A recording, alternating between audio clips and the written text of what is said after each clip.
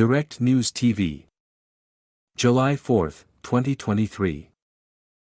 Jenin attack news updates, car ramming in Tel Aviv amid Israeli raid.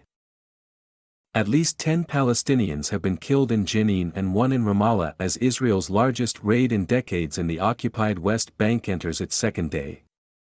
Hamas says Palestinian who carried out a car ramming and stabbing attack in Tel Aviv injuring 7 people was one of its members, adding he acted in response to Israel's actions in Jenin. Hamas says Tel Aviv attack carried out by one of its members. Hamas says the car ramming and stabbing attack in Tel Aviv was carried out by one of its members. In a statement, it identified the attacker as Abdul Wahab Isa Hussein Khalili, a 20-year-old from Hebron. The group said Khalili's action was legitimate self-defense against Israel's raid in Jenin and against the crimes of displacement, killing and destruction committed by the occupying forces. 3 casualties in Tel Aviv attack in serious condition, Israeli police. Israeli police gave an update on the number and condition of the casualties in the Tel Aviv car ramming attack. 7 people were injured in this attack, 3 in serious condition, 2 injured in moderate condition and 2 in mild condition, according to medical officials, the police said on social media. First responders are currently at the scene, it added. Hamas not claiming direct responsibility for Tel Aviv attack, AJ correspondent. Al Jazeera's Imran Khan says what was missing from the statement issued by Hamas on the Tel Aviv attack was a direct claim of responsibility. Hamas is praising the attack but it's unlikely that they would have been behind it, Khan said, reporting from West Jerusalem.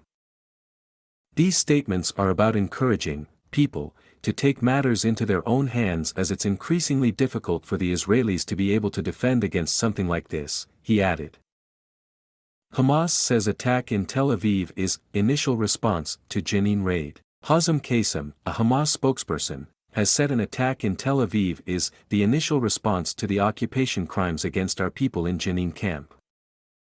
The occupation will pay the price for its crime against the people in Jenin camp, Qassem said in a statement. Qassem's comment came after Israeli authorities said that a motorist caused 6 casualties in a ramming in Tel Aviv after carrying out a suspected stabbing attack. The motorist was neutralized at the scene by a civilian first responder, the Israeli police spokesperson told Israel's army radio. Initial reports of car ramming in Tel Aviv. Al Jazeera correspondent Elias Karam, stationed north of Jenin, says Israeli medical teams are reporting that 10 people have been injured in what appears to be a stabbing and car ramming near a bus stop in the coastal city of Tel Aviv. The suspected attacker, who was shot dead by an armed Israeli, remains unidentified. They are criminals, Jenin resident. Jamal Hamdan, a resident of Jenin, said it has been difficult to leave the city. I came yesterday evening to take my sister away, but we were stuck as military vehicles and bulldozers entered the area, Hamdan told Al Jazeera. They are criminals, we have been stuck here until now and still we can't leave, he added. Hamas, decisive action needed from Palestinian Authority. Hamas has said that the criminal and terrorist acts perpetrated by the Israeli government in Jenin, the West Bank, Jerusalem and Gaza constitute a brutal assault on the Palestinian cause. In a statement, spokesperson Abdul Latif Al-Qanu called for decisive action from the Palestinian Authority, PA, including severing ties with the leaders of the occupation, ending security coordination, and terminating all signed agreements.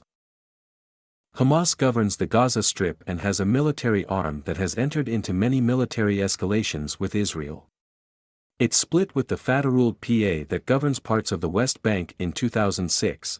The 2 largest Palestinian political parties remain plagued by division. He also urged the adoption of firm political measures that match the scale of the crimes committed by Israeli government and isolate the occupying entity.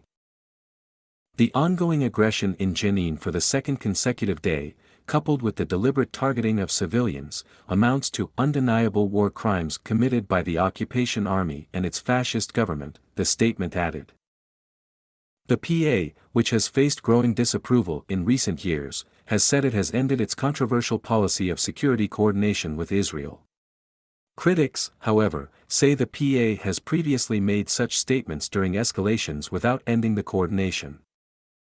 Jordan calls for immediate stop to Israeli violence. Jordan's Foreign Minister Ayman Safadi has called for an immediate halt to Israeli violence in Jenin, adding that the occupation of Palestinian territories is illegitimate. Calm is something we all want. It is not a final goal but a step towards relaunching serious negotiations to achieve just peace, Safadi said during a news conference in Ankara, alongside his Turkish counterpart Hakan Fidan.